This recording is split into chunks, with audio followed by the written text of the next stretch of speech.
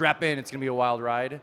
I want to thank Aaron Graspnick from Polkadot, who spoke a minute ago. But next up, we have one heck of a presentation from a good friend of mine, Dan Rodman, CEO of CoUnity. He's not your average on-chain strategist, if you ask me. He's going to be talking about GTC strategy, or go-to community strategy. Big round of applause for Dan.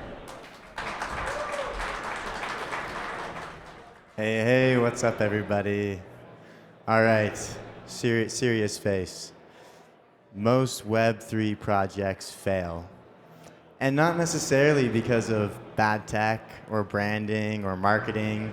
A lot of time it comes down to a lack of a community strategy. Community strategy is an afterthought. These next 15 minutes, I'm going to walk through as much as I can of a GTC strategy to kind of give you a bit of insights here and share a little resource as well at the end. First, I guess a little bit about me.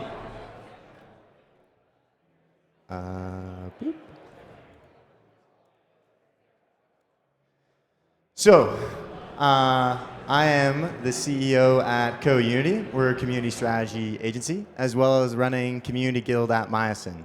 My path to community building has been a little bit unconventional. I grew up in BC, Canada, shredding the slopes, skiing, as well as a little bit of a career in professional soccer, as well as getting my paragliding license and doing a bunch of paragliding. So I like the wild, fun side of things for sure.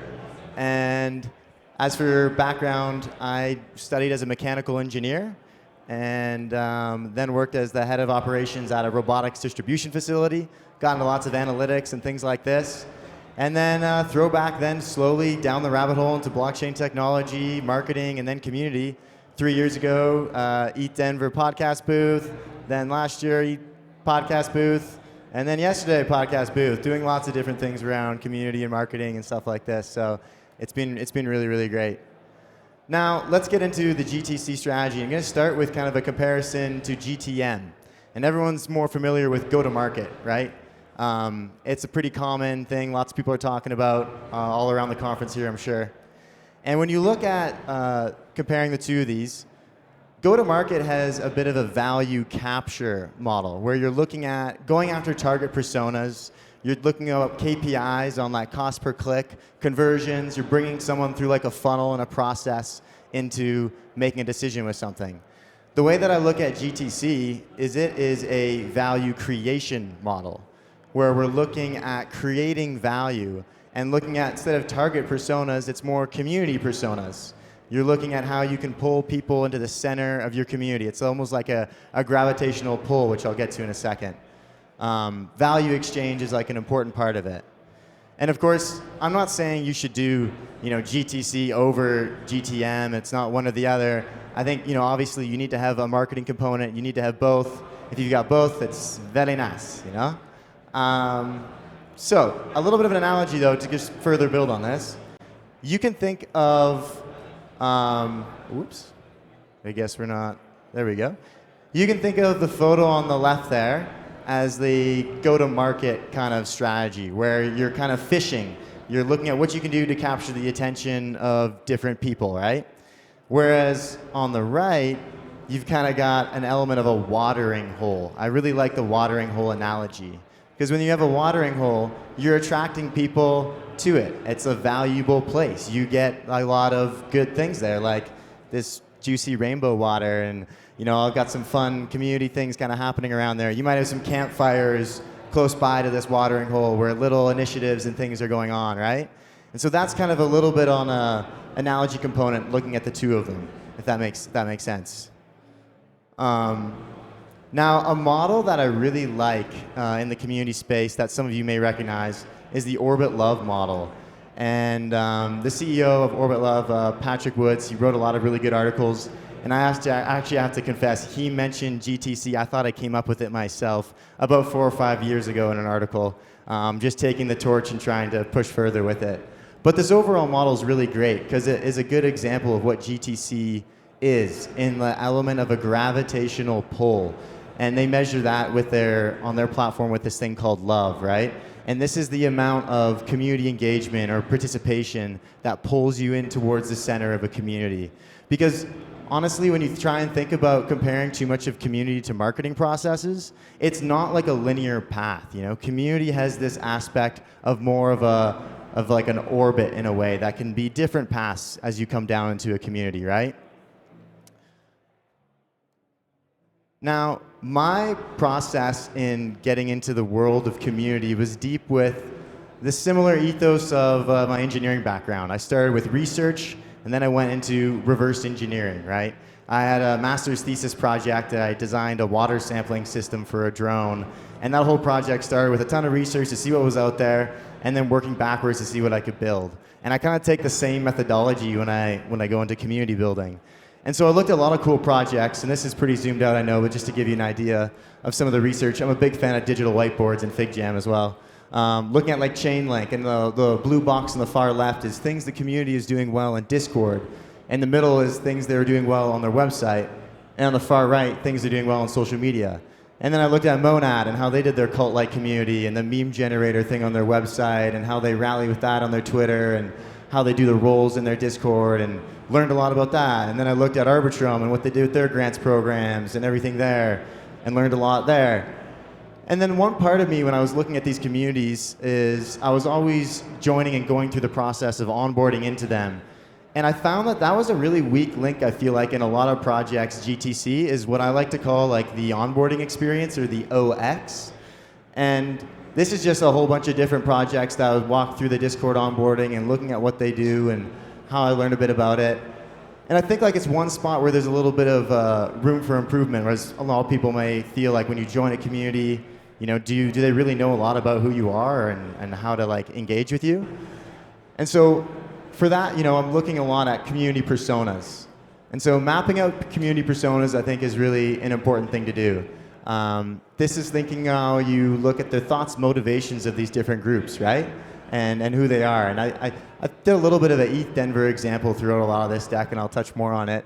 But like, you've got Spork DAO members, you got different maybe delegates of the Spork DAO and bidlers and investors and regenerates and degenerates, right?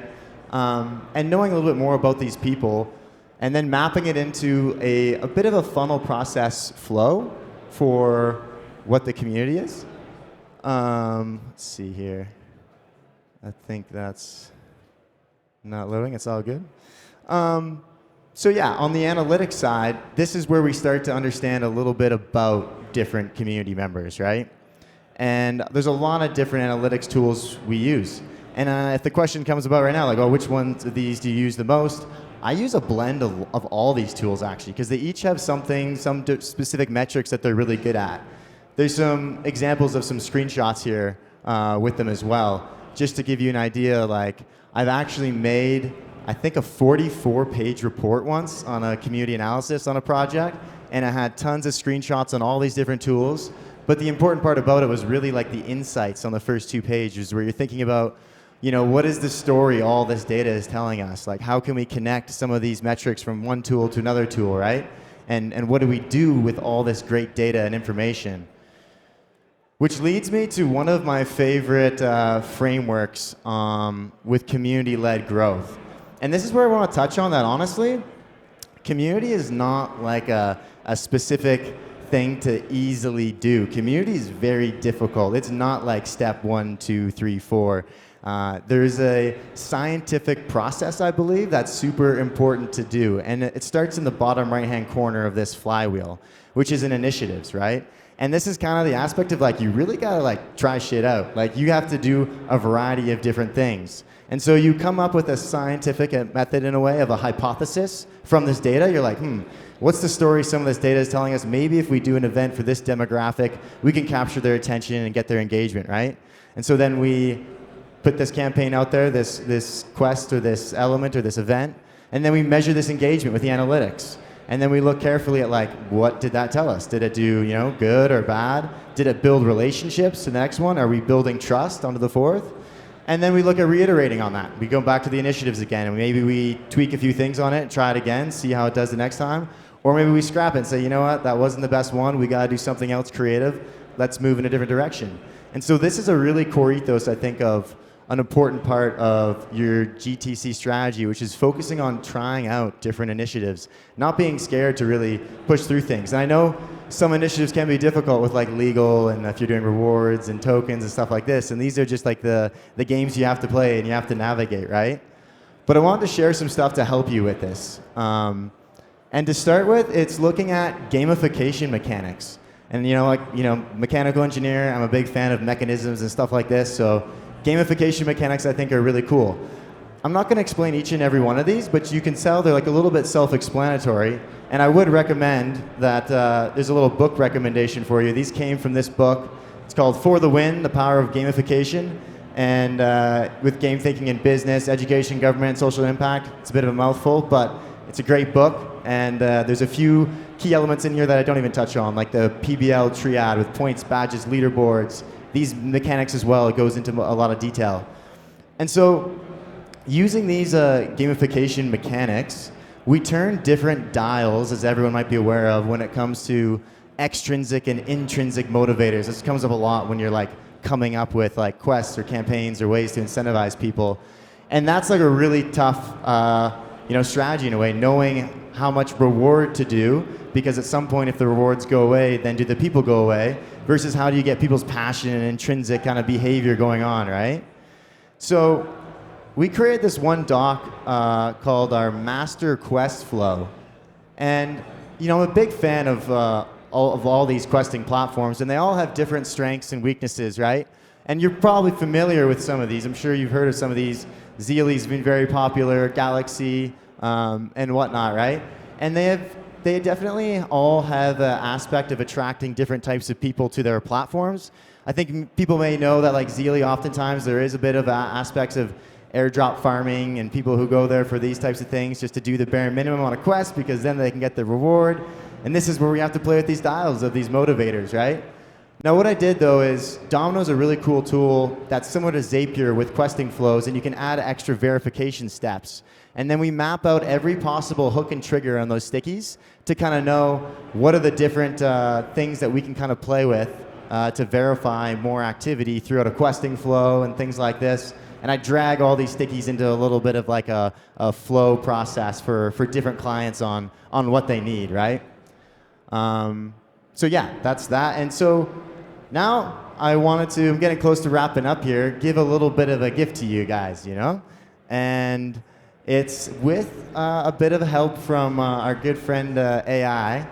And it's really something that I found kind of neat. This is called the Community Gamification Grid. And in the next slide, I'm going to send a QR code to share this all to you. So you don't need to worry about that because it's very hard to read. I get that. On the left side here is a Google Word doc with a prompt structure. And it actually is from like a marketing prompt that I went through. That's a system of creating a matrix table. And it's a really great prompt style where you give the AI like an XY coordinate and you label columns and rows.